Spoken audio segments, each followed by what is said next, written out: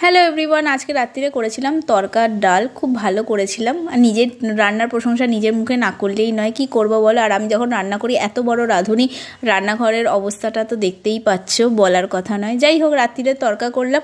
আর pressure কুকারে দেখছো সেদ্ধ হচ্ছে থোরটা একটুখানি খারাপ হয়ে যাচ্ছিলো, তাই ভাবলাম আজকে থোরটা করেই নিই।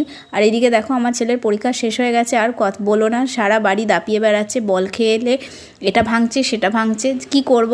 কয়েকদিন ধরে ইচ্ছা করছিল মায়ের হাতে থোর বাটা খাবো। ওই যে দেখলে প্রেশারে থোরটা সেদ্ধ হচ্ছে, কিচ্ছু না, কালো জিরে, কাঁচা লঙ্কা, নুন, হলুদ, মিষ্টি দিয়ে থোরটাকে জাস্ট একটু তেলের মধ্যে নেড়ে নাও। ডায়েটের কথাটাও মাথায় রাখলাম, আর মায়ের হাতের রান্না খেতে যেহেতু ইচ্ছা করছিল, নিজেও বানিয়ে নিলাম। সব সময় না কোনো কিছু নিয়ে আক্ষেপ রাখা উচিত না। জীবনে কোনো কিছু যদি খেতে ইচ্ছে হয় কারোর হাতে, হয়তো সেই মানুষটা করতে পারছে না, তার হাতে জিনিসটা বানিয়ে জাস্ট খেয়ে নাও। সত্যি কথা বলবো, দারুণ তৃপ্তি পেয়েছিলাম। ওইটা দিয়েই না এক থালা ভাত খাওয়া হয়ে গেছিলো। খেতে খেতে না ছোটোবেলার প্রচুর কথা মনে পড়ছিল। যাই হোক, ভিডিওটা ভালো লাগলে সাবস্ক্রাইব করো। বাই।